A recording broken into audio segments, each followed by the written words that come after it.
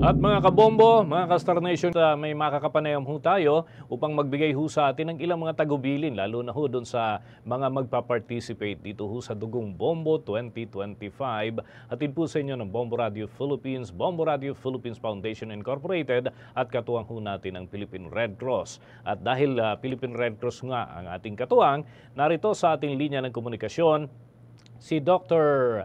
Christy Monina Nalupta, Director of National Blood Services, at dyan sa Philippine Red Cross ho sila. Officer in charge din ho siya ng Office of the Assistant Secretary General. Pabati natin sa Bombo Radio Philippines. And of course, si Bombo Dennis Hamito po ito. Together with me, si Bombo Victor Liantino. Mauna ka na, Bombo Vic, ka makapagtanong kay Dr. Nalupta para sa ilang punto na ating pag-uusapan.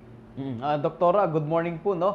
At alam naman natin na marami ho sa ating mga kababayan, ito naman talagang nangangailangan ng mga dugo at ilang mga ospital na rin ang kinukulang na itong kanilang blood bank. Kumustahin ko lamang po ang status ngayon ng ating blood supply dito sa ating bansa, Doktora? Maraming salamat po. Actually, right now, we have about 17,000 blood units in our bank. We have actually 110 blood service facilities, Red Cross blood service facilities all over the country. But every day din po, maraming nangangailangan ng dugo, no? So, we really have to replenish our stocks. Every day po, because of the demand for blood na marami tayong pasyente pong natutulungan. Maraming salamat.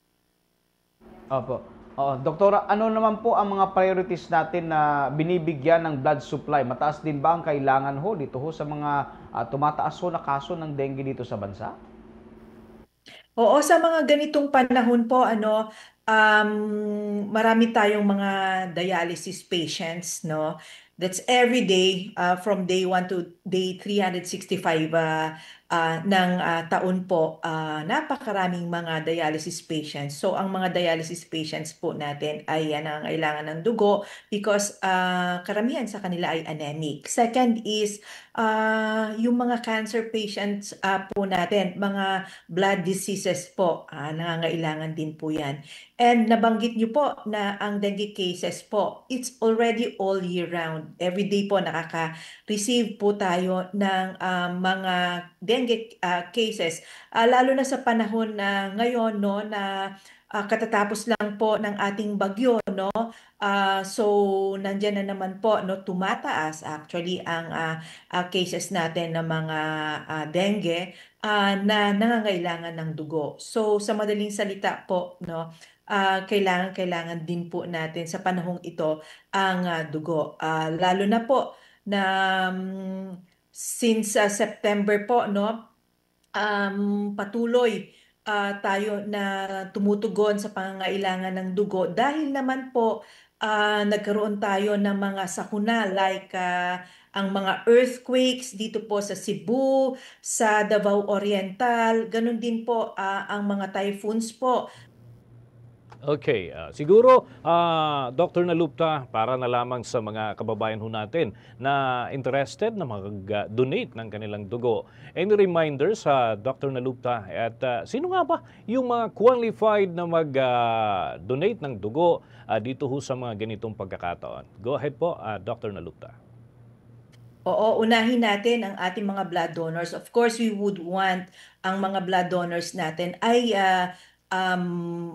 makapag-donate ng dugo at maging safe ang kanilang blood donation, no? So, from the very beginning, no, meron tayong donor questionnaire just to make sure na alam natin ang kalagayan nila, ang estado nila sa pagdodonate ng dugo bago sila mag-donate ng dugo. At the same time, no, yung dugong dinodonate po nila, no, we have a medical check-up at the time of the donation. Inaalam din po ang kanilang blood pressure, tinitignan kung tama ang kanilang hemoglobin para makapag-donate sila ng dugo. So meron tayong doktor na will do the physical examination or the check-up po. At the same time, during the blood donation naman po, ang ating mga nurses, ang mga trained nurses natin will ensure na magiging komportable po ang kanilang pagdodonate ng dugo.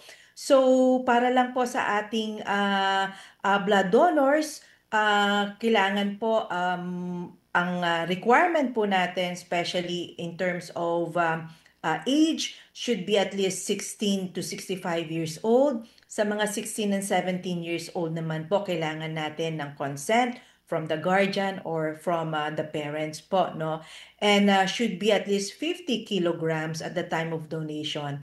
And nasa maayos na kalagayan, walang sakit, no? In short, healthy at the time of donation. So, yun po ang ating basic requirement sa ating mga blood donors. At least to have a normal blood pressure, no? Kukunin natin ang blood pressure at the time of donation po.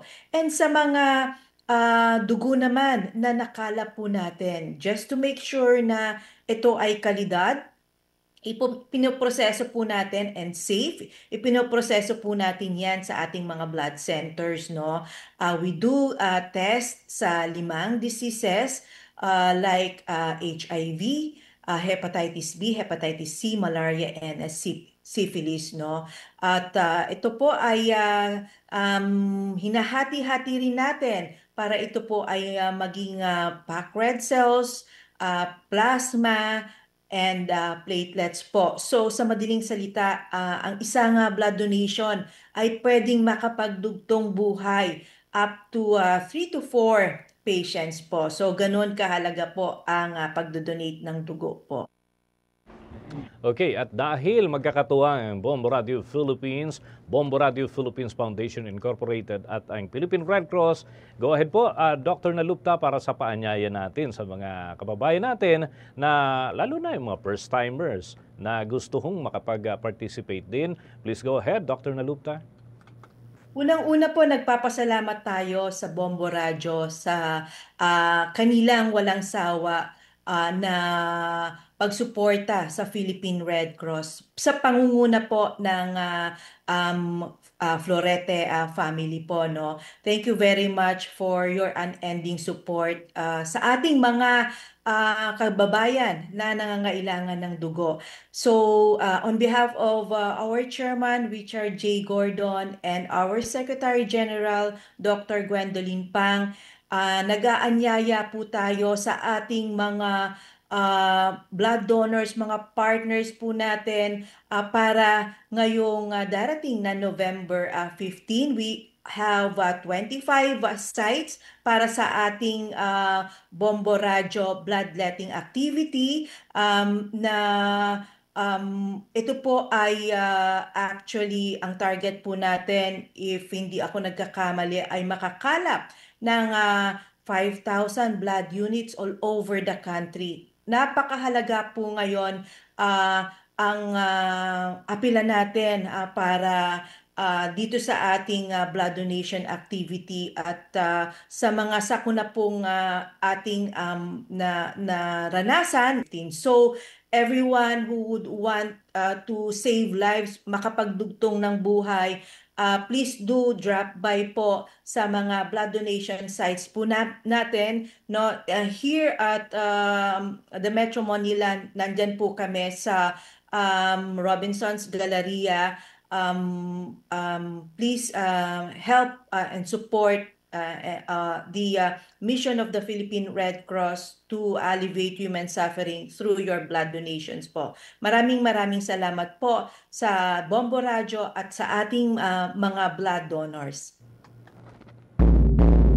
Ayan, maraming salamat din po, Dr. Nalupta. Mga kabombo, mga ka-Star Nation, nakausap po natin ang Director ng National Blood Services ng Philippine Red Cross at Officer in Charge ng Office of the Assistant Secretary General sa Philippine Red Cross, si Dr. Christy Monina Nalupta. So, kita-kita ho tayo bukas, mga kabombo at mga ka-Star Nation, sa mga sites na pagdarausan ng Dugong Bombo 2025. For the most trusted source of news and information, visit our website at www.bomboradio.com. Follow us on Bombo Radio mobile app, Facebook, YouTube, TikTok, and X, formerly Twitter. Like, share, and stay connected. Anytime, anywhere.